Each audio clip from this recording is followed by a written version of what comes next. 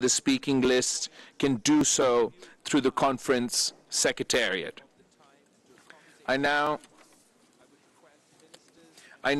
invite the acting foreign minister of Uzbekistan to make his statement. Thank you very much. Thank you very much. Your Excellency, Shehbaz Sharif, Prime Minister of Pakistan, Excellency Bilawal Bhutto Zardari, Excellencies, distinguished guests, and heads of delegations, ladies and gentlemen. Allow me to express my sincere appreciation to the United Nations and the government of Pakistan for the organization of such an important forum.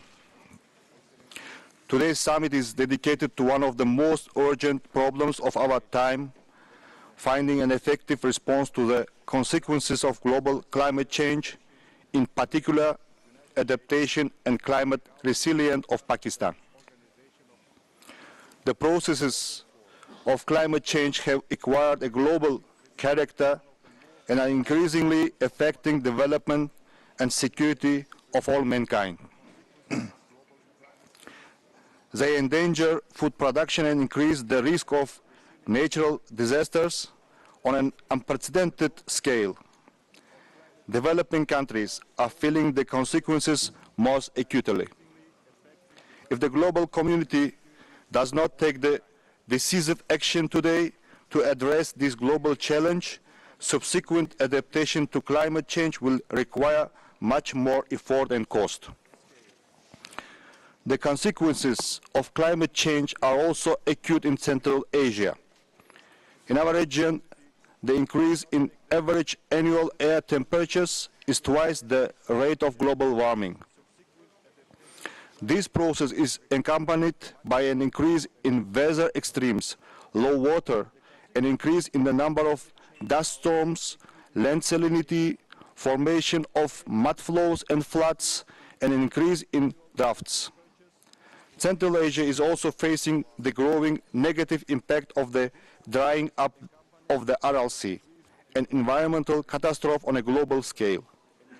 Taking this opportunity, I would like to express my sincere gratitude to the United Nations and personally to the Secretary General, Mr. Antonio Guterres, for the constant attention to our region, support of efforts of Central Asian countries aimed at mitigating the effects of climate change. Distinguished summit participants, today Pakistan is facing the severe impact of global climate change. We must not allow a situation where one country is to face alone the consequences of natural disaster of such a massive proportions that the Pakistani people have recently endured. Our common goal is to support the efforts of the government of Pakistan to restore the destroyed infrastructure and agriculture to normalize the livelihoods of millions of families. Uzbekistan, along with other countries, extended a helping hand to the Pakistani people by sending humanitarian aid in September last year. Uzbekistan is ready to continue to provide the necessary assistance to the fraternal people of Pakistan, including in close cooperation with the UN agencies. Dear participants, Uzbekistan consistently stands for the intensification of interregional dynamics of cooperation to strengthen the resilience of all countries in the face of modern challenges. The head of our state put forward an initiative to develop economic and transport connectivity between Central and South Asia, which is aimed at ensuring sustainable development, economic growth, and achieving prosperity of the vast region. This initiative provides for the establishment of a modern, efficient, and safe transport and logistics infrastructure in Central Asia and South Asia. Its key element is the terms Mazari-Sharif, Kabul-Peshawar railway project, the construction of which will make it possible to implement the transit potential of the two regions and form the shortest route and significantly reduce the time and cost of transporting goods between South Asia and Europe. The launch of this corridor will create a powerful platform for achieving inclusive economic development in the Central Asia and the South Asian countries, including Afghanistan and Pakistan. Dear friends, Uzbekistan pays the most serious attention to the issues of combating climate change, protecting the environment and biodiversity. In this regard, I would like to highlight the important initiatives of the head of Uzbekistan to combat climate change and ensure safe and sustainable development. Under the Paris Agreement, Uzbekistan has committed itself to reducing greenhouse gas emissions per unit of GDP by 35% by 2030. We are planning by 2030 to double energy efficiency of the economy and to ensure the share of renewable energy to the at least 25%. Uzbekistan is taking decisive measures to resolve the RLC crisis. Over the past 5 years, more than 1.7 million hectares of forest plantations have been planted on the dried bottom of the RLC. And by 2026, we want to increase this number up to 2.5 million hectares, or 80% of the territory. At the initiative of Uzbekistan by the UN General Assembly adopted the resolution declaring the RLC region a zone of environmental innovations and technologies. Dear conference participants, it is obvious that no country can avoid global risks and challenges or cope with them alone. Effective international cooperation is essential for countries facing natural disasters. I would like to wish successful and productive work to all of the participants of this summit. And of course, I would like to ask all participants, all delegations of all countries, together with all international community, to pay more attention to the today's important issue, which will be, I think, very, very resultative and positive. Thank you for your attention.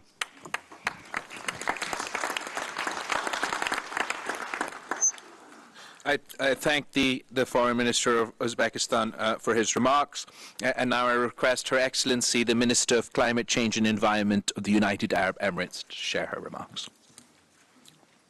Thank you.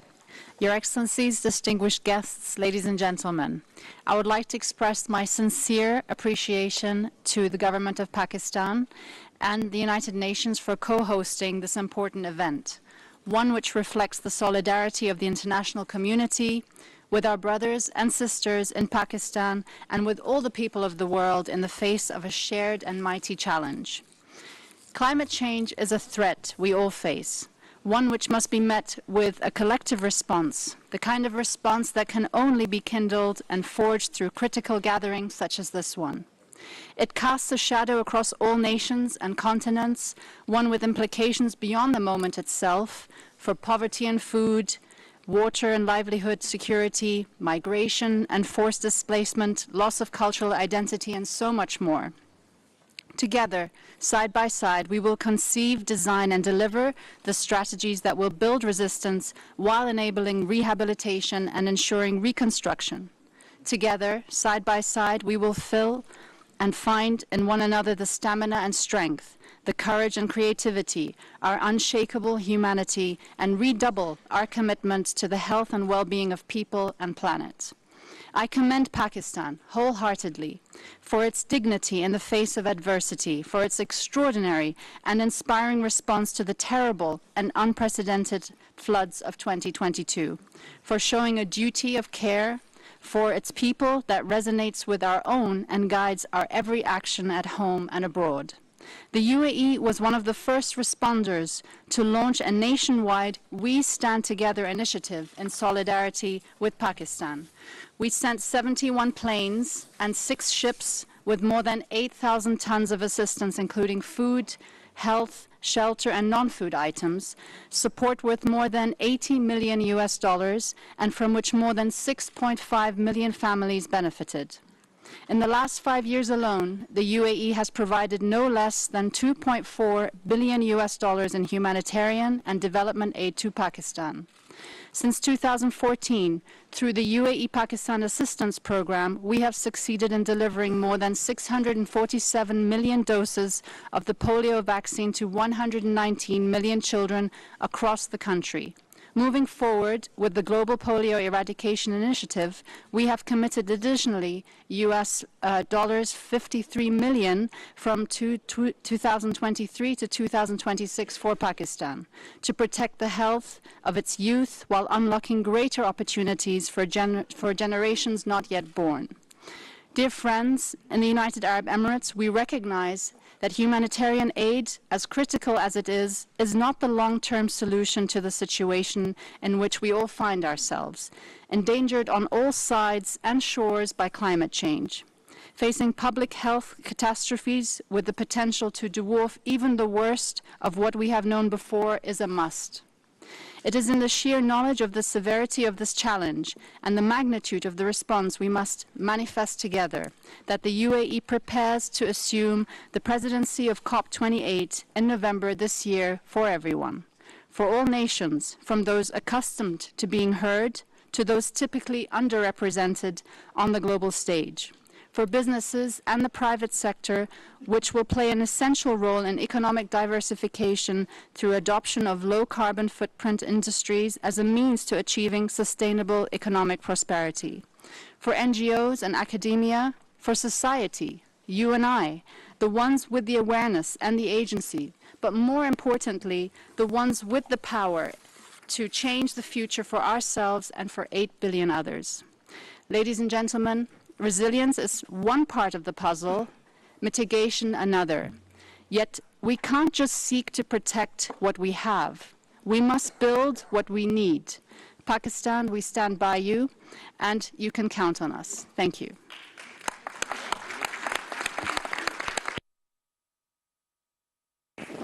I thank you for your statement. I now call on His Excellency, the Minister for Climate Crisis and Civil Protection of Greece, to make his remarks. Thank you, dear Chairman, dear Prime Minister of Pakistan, dear colleagues, ladies and gentlemen. First, let me commend the United Nations, and in particular Secretary General Antonio Guterres and the government of Pakistan for their initiative to call for this international conference on climate resilient Pakistan.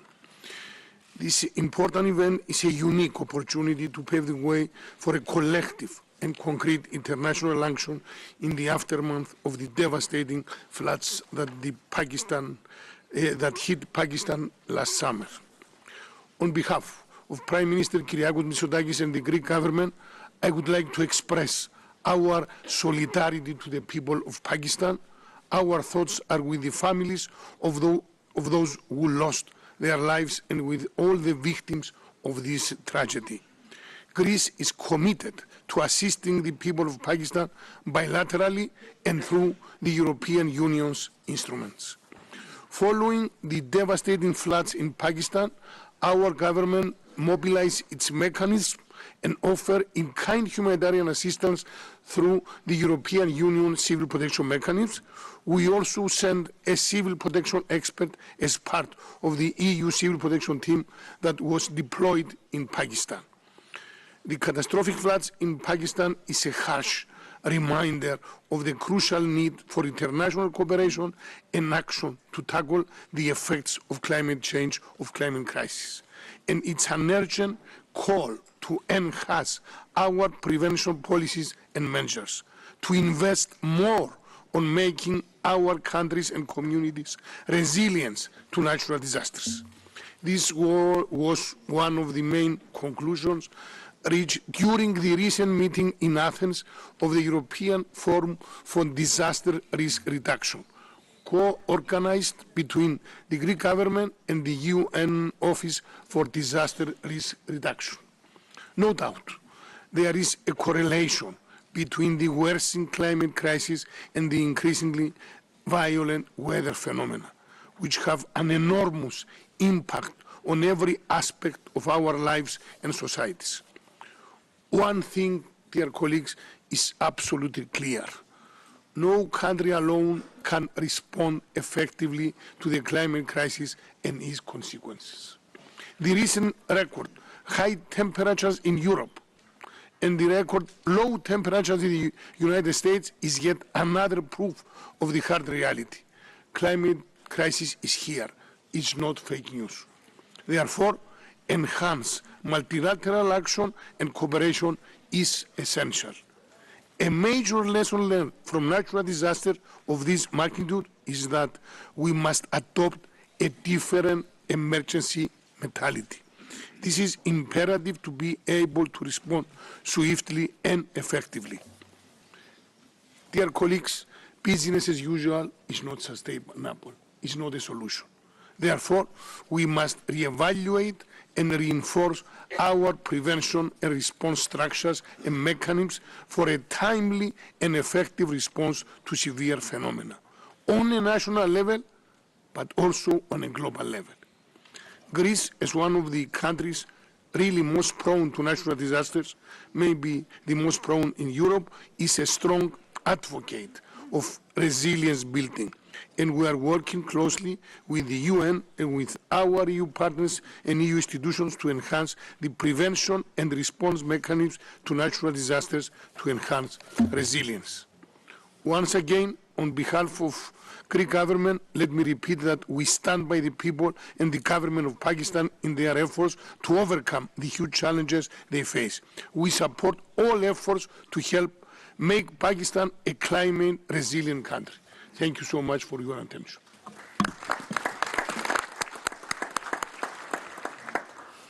Thank you, Your Excellency, for your remarks. I now call on His Excellency, the State Minister for Foreign Affairs of Qatar.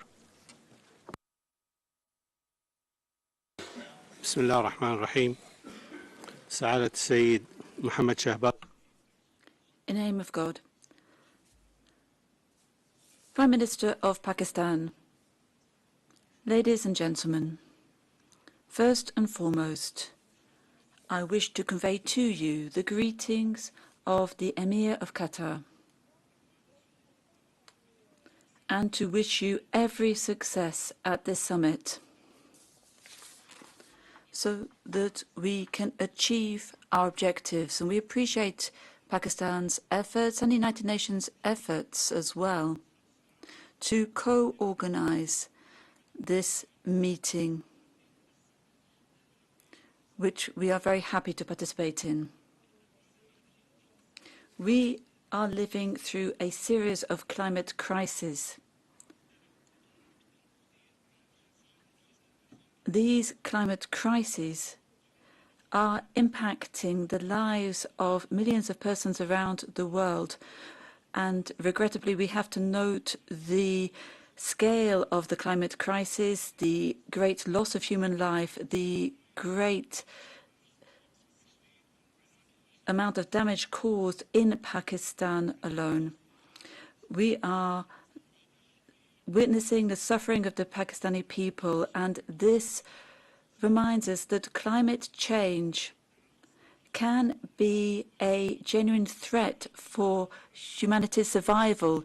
Therefore, we must demonstrate solidarity. We must work together to face up to this, our common fate.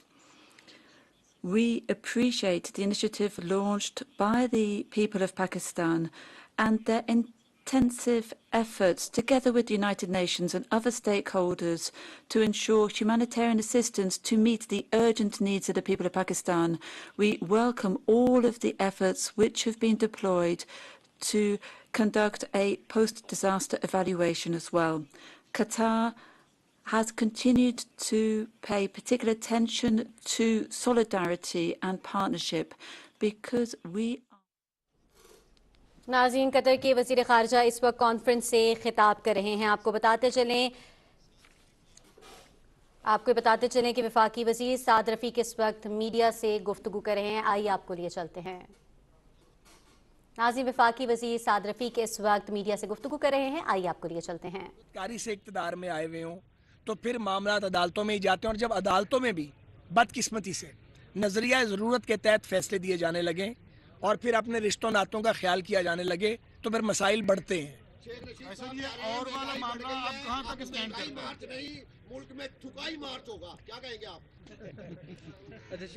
اسے بندہ نہ لیا کرو. خائی صاحب یہ بتائیے گا کہ آٹے کا جو معاملہ ہے وہ بحران شدت اختیار کرتا جا رہا ہے. صوبائی حکومت وفاق پہ ملبہ ڈال رہی ہے، وفاق جو ہے وہ صوبائی حکومتوں میں ملبہ ڈال رہا ہے. پس جو ہے وہ غریب عوام رہی ہے. کیسے اس کا حل ہوگا؟ کون اصل ذمہ دار ہے؟ نہیں دیکھیں، برا حال تو بھائی پورے پاکستان کا اگلا کر گیا ہے. ہماری کارکردگی کو کمپیئر کرنا ہے تو ہمارے 5 سال کو اس کے 3.25 سال سے کریں نا. ہم تو پاکستان میں سرکولر ڈیٹ 0 کر گئے تھے، وہ کئی سو ارب کا چھوڑ گیا. ہم جی ڈی پی 5.8 پہ لے گئے تھے، وہ مائنس پہ لے گیا تھا. اس طرف کوئی نہیں آتا. ہم تو آئے ہیں ایک کانسٹیٹیوشنل چینج کے تحت، اور جو تباہی ہے اس کو اپنے ذمہ ڈال لی ہے اور اس کو کمبیٹ کر رہے ہیں. 5 سال کا اور 4 سال کا کمپیریزن ہوگا. اس کی 4 سالہ تباہی کا اور وہ 1 سال کی تباہی جب نواز شریف صاحب کو آرٹیفیشلی اور انجینئرنگ کر کے نکالا گیا تھا اور ملک کو ڈی سٹیبلائز کیا گیا تھا عمران کے سہولت کاروں نے. ان میں اسٹیبلشمنٹ کے لوگ بھی تھے اور اس میں ججز بھی تھے. وہ لوگ ذمہ دار ہیں جنہوں نے پاکستان کو، اور ساتھ عمران خان اس کا مین بینیفیشری ہے. سچ پورا بولنا چاہیے. 1 منٹ پلیز بات کر رہے تھے. مین بینیفیشری عمران خان ہے اس کا، اس سارے کھیل کا. وہ آج بھی اس کا بینیفیشری ہے. اب جو تباہی مچائی ہے 3.25 سال عمران کے اور 1 سال وہ جب نواز شریف صاحب کو بیٹے سے تنخواہ نہ لینے پہ نااہل کر دیا گیا تھا، آپ نے الیکٹڈ حکومت کو اکھاڑ کے پھینک دیا تو ملک میں زلزلہ نہیں آنا تھا. یہ وہ 5.25 سال کا کیا درا ہے، اس کو ہم بھگت رہے ہیں اپنی سیاست داؤ پہ لگا کے. ڈے ٹو ڈے اب تو فائر فائٹنگ ہو رہی ہے اس وقت. اس میں کوئی شک ہے؟ اس میں چھپانے والی کون سی بات ہے؟